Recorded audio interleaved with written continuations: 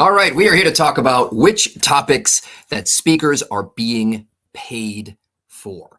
Now, a lot of people want to speak. They want to get their message out there. This is something I've been really lucky to have been able to do since 2009 in the corporate speaking market. Go to timdavidspeaks.com. Check out my resume if you want to know where this information is coming from. I'll even share some of my own sources for this. I want to answer the question behind the question, right? I'm going to answer this question in two ways. The question and then the question behind the question. Go ahead and hit subscribe. Make sure you're subscribed on YouTube. We do these live streams every day. Sometimes we do them at 5 p.m. Eastern time. Sometimes we do them at 9 a.m. So we're trying a new time today. And you're not going to know unless you get subscribed and hit the little bell for those notifications. We do these every single day.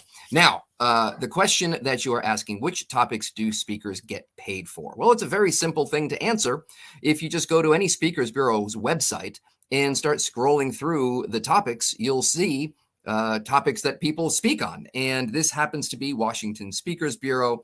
And this happens to be, dozens of topics. Now, the motivational speakers, leadership speakers, sales speakers, change management speakers, or in this case now today, it's sort of like resiliency speakers.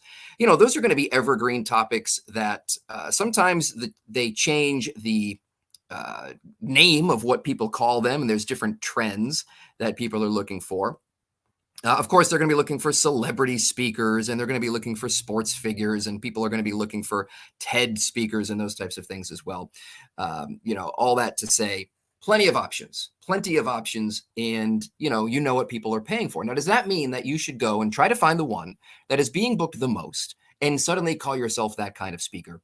The answer is no, maybe, right? The answer is no, but maybe. Here's the thing. So many speakers come up to me and they ask the question, what are speakers being paid to speak about? And the question behind the question is, what should I speak about so that I can get paid, right? And that's only one of the factors that you want to consider when you're selecting topic. Yes, selecting your topic is make or break stuff in your speaking business. Get it right, you're off to a good start. Get it wrong, you're dead before you even begin. Hard to compete when your topic is, typewriter repair, and let's throw underwater in there too, like the classic underwater basket weaving, but I've upgraded it, underwater typewriter repair. Anyway, let's say that you've got a topic that is getting you off to a good start. Well, let's not forget the other two factors. Is it something that you might be positioned as an expert in that topic? Like, could you be perceived as an expert on whatever topic you are talking about? So for me, I do a lot of leadership presentations, and I do a lot of sales presentations, mostly leadership, right? And I have never held a corporate leadership position in my life. What gives me the right to be able to go and speak on leadership topics? Well, it's because I am able to focus on what my topic really is and then tie it into leadership. All right. So if motivation and leadership and sales are sort of these evergreen topics, does your area of expertise, my area of expertise happens to be human connection, and I learned that from being a professional magician. So I'm able to bring in stories and expertise about human connection, not say I'm a leadership expert, but I'm a human connection expert who can help leaders. And that's one way that you can tie your topic and your expertise into something bookable or into something that people will pay for. So that's one factor. Can you be perceived as an expert? Are you the right messenger for that message? Bookers are considering that for sure. And so are audience members, right? They might tune you out and they might say, who is this person, right? What are they going to teach me? The third and final factor, maybe the most important factor when determining your topic is it something you give a rat's patoot about? Now, some people may say, Tim, you speak and $20,000 is your speaking fee. And hell, I can get passionate about any topic for $20,000, right? I can get excited about anything for that kind of money. And the answer is maybe once, but definitely not twice. And definitely don't do that ever, because, passion does not come from money. I promise you that. And if you're not passionate about a topic, your audience will smell it on you. You won't be excited to learn and grow in that topic. You won't be a thought leader in that topic if you're not learning and growing, in that topic. And without that passionate delivery to move audiences and to change audiences' minds and behavior and outcomes, which is what you're paid to do, then what are we doing, right?